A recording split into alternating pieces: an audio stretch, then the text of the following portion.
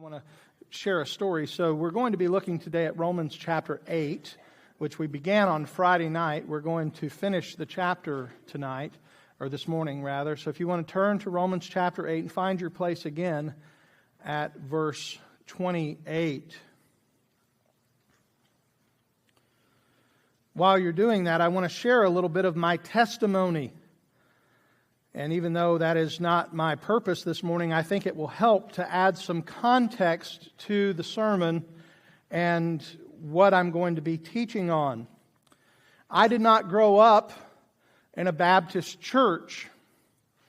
Now, Brother Wade has mentioned that I pastor the church I grew up in, and that is true, but the church I grew up in is not the same church now that it was then.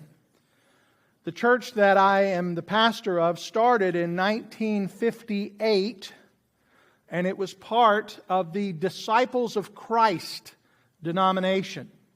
And if you're familiar at all with the Disciples of Christ, you will know that that's actually the liberal wing of the Church of Christ denomination. It began in the middle of the 1800s with what was called the Restoration Movement. It was men like Alexander and Thomas Campbell and Barton Stone, sometimes called the Stonites or the Campbellite movement.